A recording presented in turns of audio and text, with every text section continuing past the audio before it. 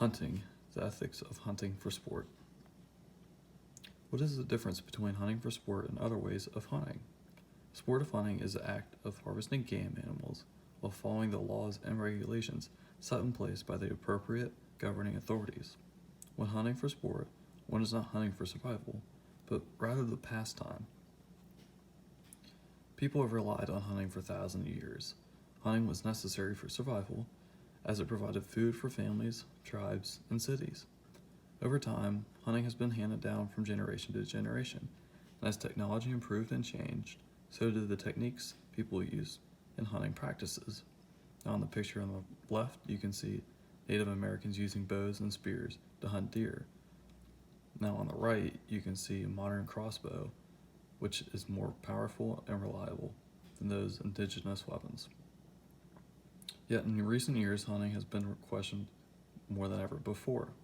With economies becoming more and more industrialized, farms that raise livestock have eliminated the need for hunting for survival, which has caused many people to assert that hunting is no longer a necessity for survival. As a result, hunting for survival has transitioned into the sport of hunting.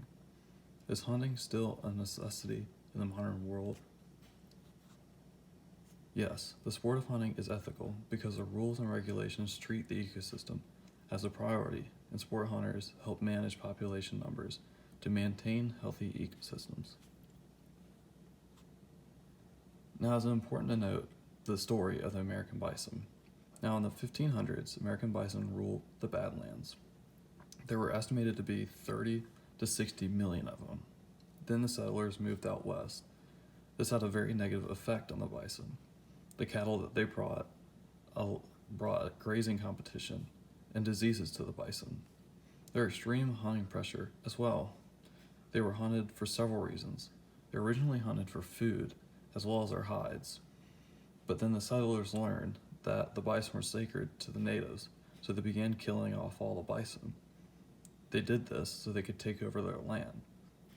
This eventually did drive out the natives and killed off the bison at the same time. Sometimes the bison were killed as target practice and would be left to rot where they were killed. After the killing the bison, there were only about 1,000 bison left in both the wild and in captivity. This is when people realized they had to stop their bad habits and do something about it. One by one, states began to implement laws against the hunting of bison. With a partnership of hunters, conservationists, ranchers, and scientists, recovery efforts would give the bison a second chance. After the turn of the 20th century, the population of the bison grew from 1,000 to nearly 100,000. Since then, their population has grown to be over 250,000. It is illegal to hunt bison, and they are protected by many parks and sanctuaries. Unlike hunting in the 1500s, hunting today is all about conservation and the health of the ecosystem. Since this unfortunate event, hunters, conservationists, scientists, researchers, and government officials have learned to come together to form hunting laws and regulations that conform to the needs and best interests of the ecosystem and the species that live in it. Bagging limits, which are the amount of animals that can be harvested in a hunt, and other important metrics are regulated based on the studies of species populations and the number of animals harvested during the hunting season. These population numbers allow scientists and researchers to know whether populations of a certain species are either too high, too low, or just right where they need to be. This allows wildlife agencies to limit bagging and harvesting limits for the upcoming season. These regulations are never created in favor of the hunters, but rather in the favor of the animals in the ecosystem. Don't think of conservation, or don't think that conservation means hunting, but rather hunting means conservation. Now, hunting also helps manage population numbers of invasive species, which is very, very important for ecosystems. Now, feral hogs are a prime example of invasive species, especially in North America. They originally came from North America with the Spanish explorers. They came as cattle and a food source with the explorers, but they got loose and started roaming in the wild. The hogs have adapted really well in North America. The climate is right, and there is plenty of food. This food typically comes from crops on farms. That pretty much means that they don't have to work very hard to get the nutrients they need to survive. Their birth rate is also tremendous. On average, sows, which are female hogs, have about 5 to 6 babies per litter, and on average 1.5 litters per year. As you can imagine, their population has grown exponentially and caused a lot of damage to the ecosystem as well as private land. The hogs are also notorious for ridding habitats of food, allowing other species no other option but to starve and die. They also do a lot of property damage to private land and farms. There was a study conducted in Texas where Texas landowners statewide lose about $7,515 annually due to the destruction of private property by feral hogs alone. The study also found that Texas landholders spent an average of $2,631 on control efforts and damage correction. These same effects can be seen in other states in the U.S. Now, when it comes to the management of invasive species, hunting is very, very effective. Now, it is a little bit different with feral hogs. With exploding population and no predators, the population of feral hogs needs to be controlled. There are no limits to how many you can kill in a hunt.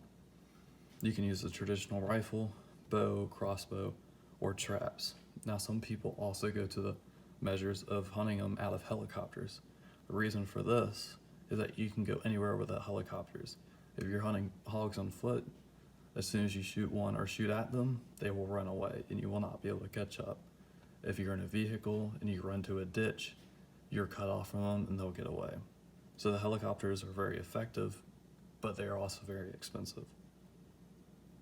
The management of overpopulated species can be managed the same way as people are hunting the hogs. Now, John Stuart Mill was a great philosopher. He was born in Pentonville, England, and as he's growing up, he was taught by his father, who was also a philosopher. He then went on to go to college and receive his education at Edinburgh University. He became a philosopher and became very well known for his ideology of utilitarianism. This basically means that the greatest or the best and most ethical choice is the one that provides the maximum happiness. Now, an example of utilitarianism is a train track dilemma. Suppose you have 2 train tracks with an oncoming train. One track has 1 person laying on it, but that person is a loved one from your family. The other track has 5 people, all of whom you do not know. You have the power to change the train's direction and let it run over the first track or the second track. Many people would rather let the 5 people die because their emotional connection with their loved one overrides the importance of the stranger's lives. Utilitarianism agrees with this choice, though. It does not matter about emotional connection, but rather the total amount of people who are being saved. In this case, it is morally right to let the one person or your family member get ran over, according to utilitarianism. This can be applied to most things in life, including the sport of hunting. Now, hunting is a prime example of utilitarianism.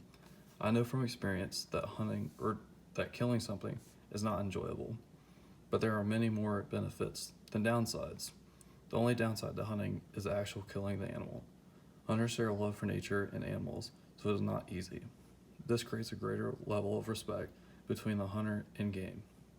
Hunting also maintains a healthy, balanced ecosystem. This benefits all species in the ecosystem, not just the game animals. For example, the killing of feral hogs and saving entire ecosystems is more important than letting the hogs live and killing off the entire ecosystems. Hunting also benefits the hunter because it allows them to put food on the table for themselves and potentially others. Hunters allow game animals to live long, mature lives before harvesting them. This can prevent the animals from dying of a slow, painful death. This means that Mill's utilitarianism is a right moral code when applied to the sport of hunting. In conclusion, the sport of hunting is ethical because the rules and regulations treat the ecosystem as a priority, and sport hunters help manage population numbers to help maintain healthy ecosystems. Now below I have provided a link to my senior project. Hope you guys enjoyed.